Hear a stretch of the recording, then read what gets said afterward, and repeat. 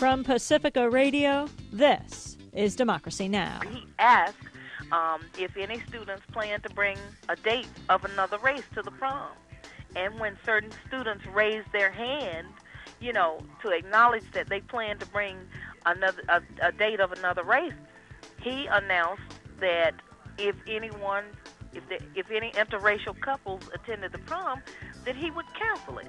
An Alabama principal dismissed for racial insensitivity is sworn in as superintendent. Exit polls show Mexico's ruling party loses Mexico City for the first time in 7 decades. And was there prior government knowledge of the Oklahoma City bombing? All that and more coming up on Pacifica Radio's Democracy Now! You're listening to Democracy Now! I'm Amy Goodman. Remember the Alabama high school principal who touched off a furor when he banned interracial couples from the prom? Hulond Humphries lost that job, but he was sworn in last week as superintendent of schools in Randolph County, Alabama. The Wedowee school system made headlines in '94 after he threatened to cancel the prom if mixed-race couples attended. The Justice Department later accused Humphries of unfairness in dealing with black students. Subsequently, the school burned to the ground and Humphries was removed as principal. Then last fall, he ran unopposed for county school superintendent and won. I spoke a few days ago to Charlotte Clark-Frieson, who's president of the Randolph County NAACP and the first ever and only black member of the Board of Education. We tried to reach her right after Hulond Humphries was sworn in, but she is the head of a funeral home in the area, and she was buried in work. I asked Charlotte Clark-Frieson to explain what happened in 1994. Well, in 1994, during the month of February, Humphries called an assembly of juniors and seniors, and he just made an inquiry. He asked if any students plan to bring a date of another race to the prom. And when certain students raised their hand, to acknowledge that they plan to bring a date of another race, he announced that if any interracial couples attended the prom, that he would cancel it. And so that basically, started the major controversy that blew up in '94. Well, there was this young girl who was, I think, a junior at that time, and her name was Ravonda Bowen, and she was the daughter of a white father and a black mother. And so Ravonda, quite naturally, when Mr. Humphries made this announcement, Ravonda became very upset. And so she questioned Mr. Humphries and said, well, who am I supposed to take to the prom? And I guess because of the fact that she was biracial, how could she not bring a date of another race? And I could see her line of reasoning. And so his reply to her was that her mother and father had made a mistake by having her as a mixed child. So, that is one of the things that blew this whole thing out. I mean, nobody could believe that he had said this publicly and in the presence of an entire class in an assembly that was called for that very purpose. This all led to Humphries being fired? Okay, no. That's a whole nother story. But what it did do, it led to a lot of racial protests.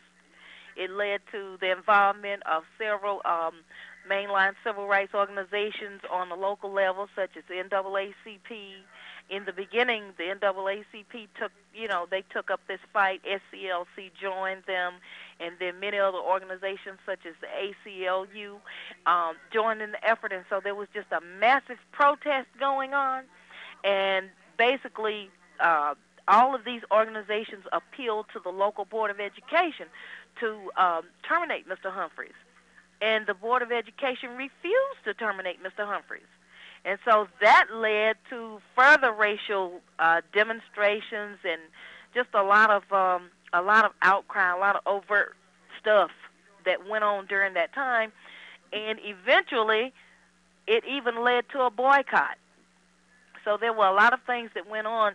And subsequently, then what happened was the United States Justice Department filed a motion in federal court. And after this motion was filed, there were several months, I'm talking about nearly 2 years of mediation and negotiation.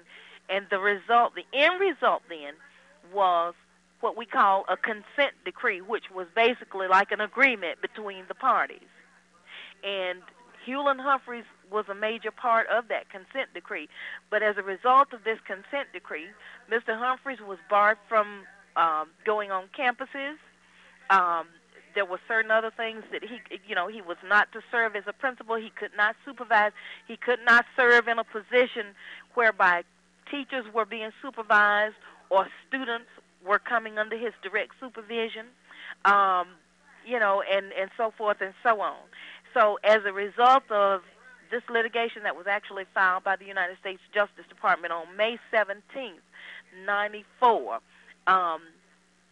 this is how Mr. Humphries became a consultant to the Board of Education. He, as a matter of fact, I don't think the Board of Education itself, the local Board of Education, never willingly removed him as principal.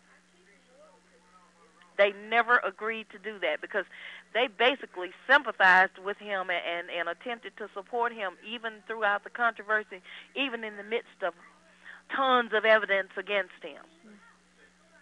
But so who ultimately had him removed? Well, ultimately, it was the decision of the court. Now, you're on that Board of Education, aren't you? Yes, I am. The first ever and only African-American on that board. That is right. How long have you been there? Since 1988. So you've been in the midst of these discussions. Oh, yes. I was in the midst of a lot of the controversy, as well as I witnessed a lot of other parent complaints that, centered on Mr. Humphries' inability to relate well to blacks. Mr. Humphries has never related well to black parents or black students. He seemed to resent anyone approaching him about any decision that he might have made regarding a student. If a black parent attempted to see him or discuss with him any action that he had taken towards a black student, Mr. Humphries became very defensive and belligerent. And as a matter of fact, it's not only black parents who were dissatisfied. There's a white parent. Mr. Humphries assaulted a white parent in his office. And so there were many, many grievances against him, over a period of years since desegregation in Randolph County. And he had a very well-known reputation for being a racist and for dealing with black students differently from the way that he dealt with white students, for being more harsh with black students and just being, an uneven disciplinarian where black students were concerned. Now, Charlotte Clark-Frieson, I did call Robert Bugg, who is a close friend of Hulond Humphries and on the Board of Education. I also called the Board of Education President Romaine, right, and asked them both if they would participate in this conversation. Mr. Romaine hung up on me, and Mr. Bugg said the case is closed and then hung up on me. What? Well, see, that's that's typical. That's very typical. I don't doubt it one bit. I don't doubt one bit that they did that, because their whole response throughout this whole thing has been to run away from it. We also called Hulond Humphries today, and his wife said that while he would be willing to speak about education, he was not willing to speak about this controversy. No, he is not. He certainly is not.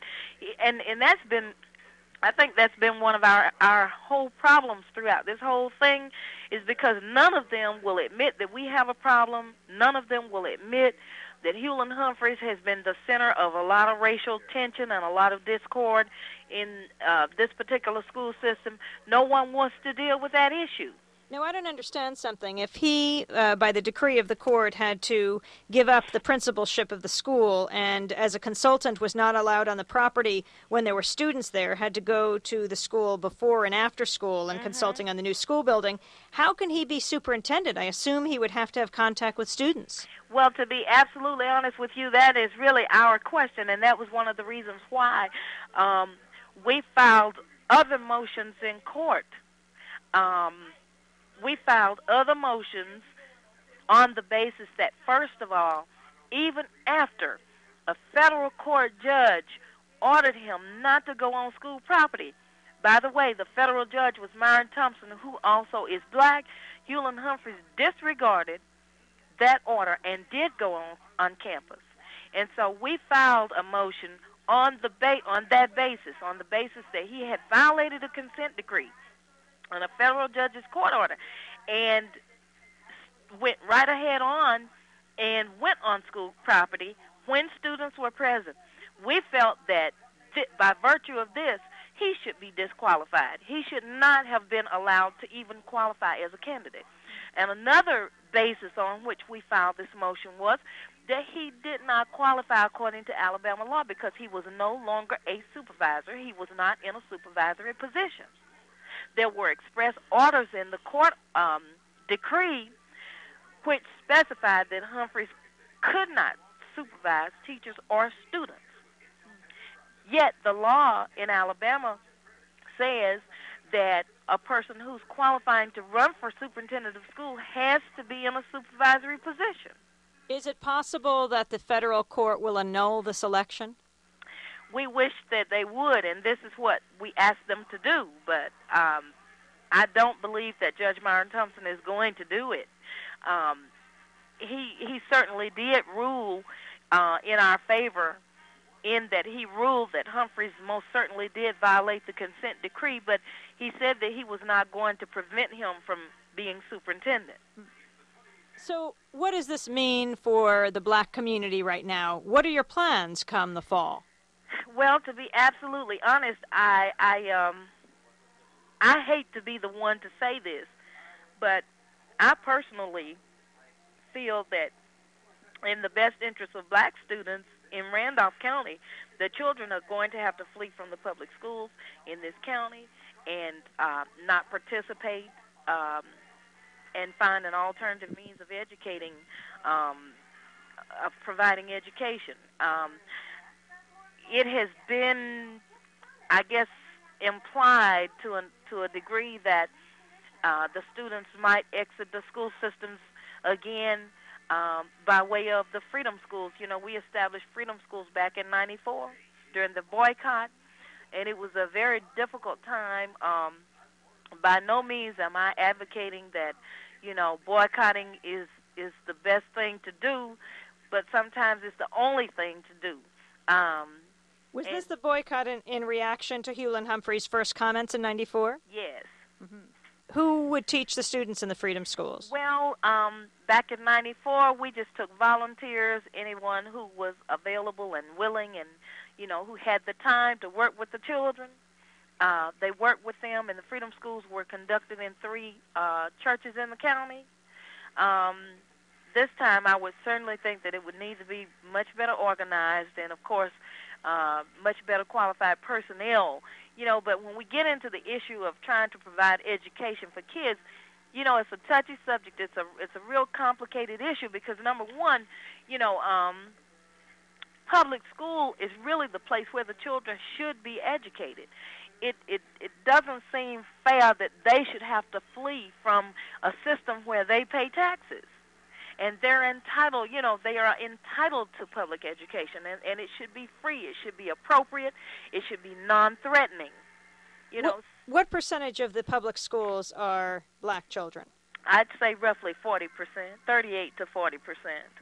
How many black families do you think would participate in the freedom schools, pull their kids from the public school come fall? At this time, I really have no idea. Mm-hmm. I just don't know. I would hope that a majority of parents would participate, but because of the fact that we're looking at, you know, I mean, it's going to be a long, hard row to hoe, you know, and a lot of parents are just not up to it. So, you know, it's going to take a lot of committed people to really, you know, stay with it. And I mean, we've been fighting this thing since 1994, and really before that. You know, so it's going to take some very strong parents and some determined, committed parents. Charlotte Clark-Frieson, does it absolutely break down along racial lines, or are there some white families who would also pull their kids out or who have protested? Well, to be honest, I feel that there are white parents who have already pulled their kids out. They pulled their kids out when they realized what kind of system we were dealing with here. A lot of them are not going to speak out about it, though. That is the very sad thing. That is, to me, that's the most, that's the most devastating part of this whole thing, that the white parents who did choose to move their children out of the system, they would not speak out and let it be known that this was the reason why they were doing it. There are a lot of parents who are in sympathy with what black parents and students are going through, but they just either they're afraid or intimidated or whatever, but for whatever reasons will not speak out about it. Finally, you have been on the Board of Education as the only African American. Yes. What is their reaction to you, the other board members? How many other board members are there?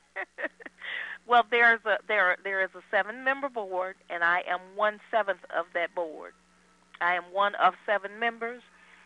I think that I've always been a thorn in the side of the school board members, but in particular, since June of 1995, I have not attended a school board meeting. I have, I guess, sort of been passively protesting because, like I said, this board has been totally sympathetic to Hulond Humphries with no regard, no concern whatsoever for the other students and parents and their concerns.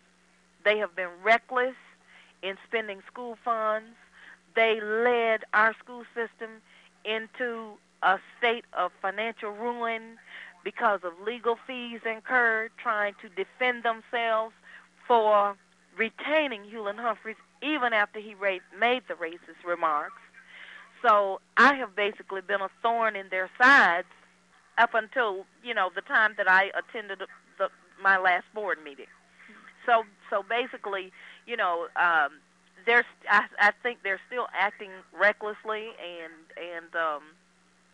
without regard to what really ought to be our priorities in the system. I think our priorities ought to be about settling these racial problems, finding a way to sit down to the table together and work it out, work with the community and appeal to the community for their help. You mentioned that there have been many other problems.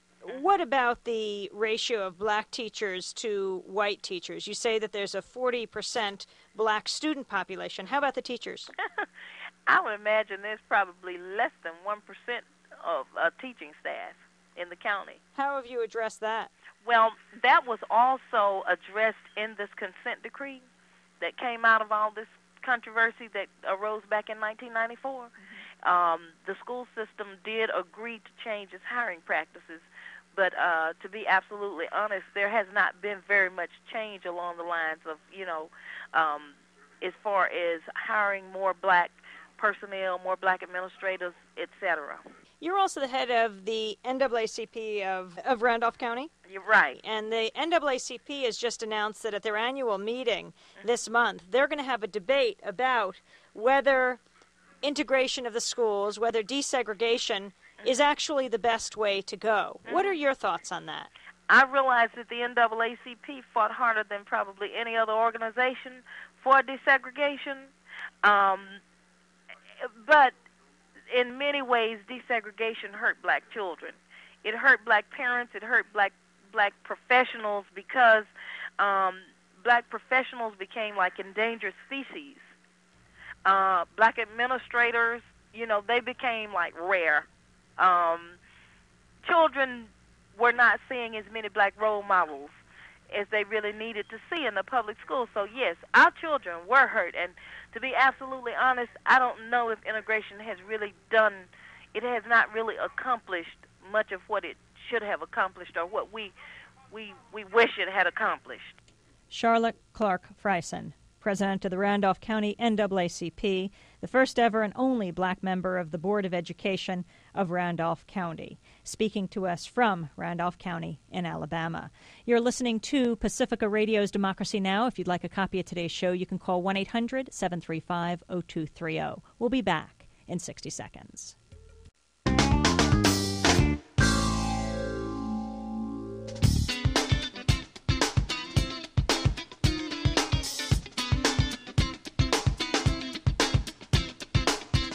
From Pacifica Radio, this is Democracy Now!